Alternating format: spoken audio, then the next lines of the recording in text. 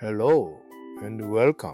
My name is Kigyoyomi. In Japanese, a person who interprets and appreciates traditional poetry is called a utayomi, literally one who reads poems. Inspired by that idea, I call myself Kigyoyomi, meaning one who reads companies. But I do not read companies only through financial statements or stock prices. I read them through the lens of editorial engineering. This channel, capital as Edit, explores Japanese listed companies from a perspective rarely found in traditional investment analysis. Rather than focusing solely on valuation metrics such as PER, PBR, ROE, or operating margins, we examine companies as living systems shaped by culture, history, people, organizations, and ideas. The intellectual foundation of this channel is editorial engineering, a methodology developed by the Japanese thinker and editor Seigou Matsuoka. Matsuoka believed that the greatest source of knowledge is not simply collecting information, but connecting different kinds of knowledge to create new meaning. For him, editing was never just about revising text. Editing is an intellectual act of understanding the world more deeply by discovering new relationships among seemingly unrelated things. Over the past several decades, editorial engineering has influenced education, management, creativity, and problem-solving in Japan. Today, in the age of artificial intelligence, its relevance has become even greater. The purpose of this channel is to introduce this uniquely Japanese way of thinking to a global audience and to explore how it can deepen our understanding of companies and capitalism. Traditional investment analysis depends heavily on numbers, price-to-earnings ratios, return on equity, profit margins, cash flow. These metrics are essential. Numbers tell us where a company stands today. But I have always wondered, can numbers alone explain the true value of a company? As AI transforms business and society, I believe the more important question is no longer simply how much is a company worth. Instead, we should ask, what meaning does this company create?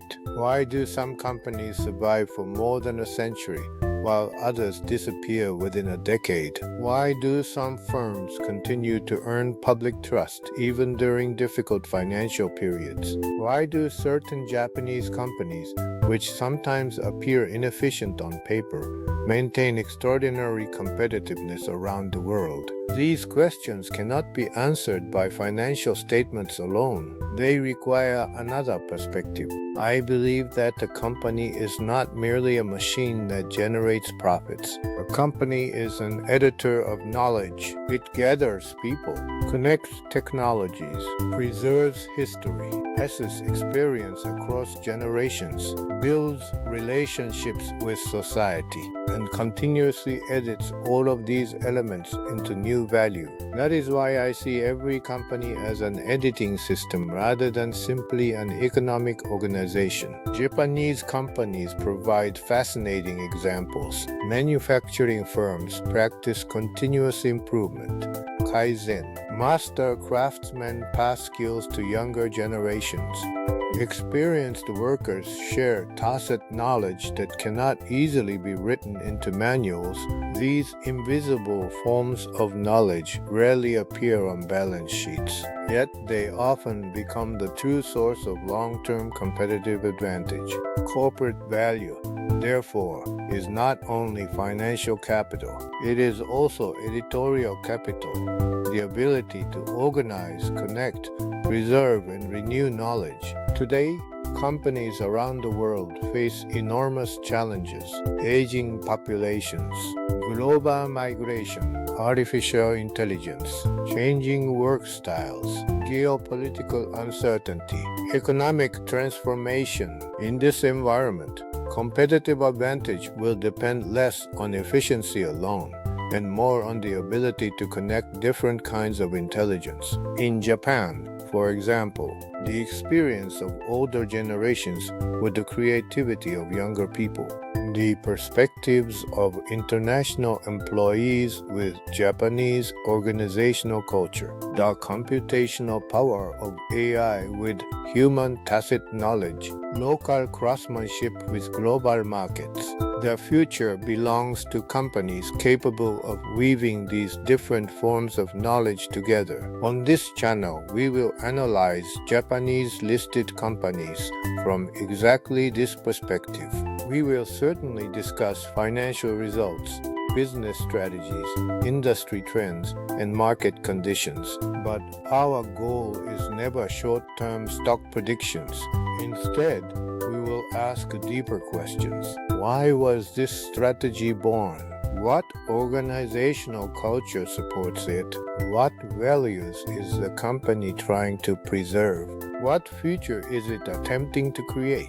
To me, corporate analysis is the art of reading a company's blueprint for the future. Consider a few examples. The famous Japanese 3S workplace practices, sort, set in order, and shine, are more than operational improvements.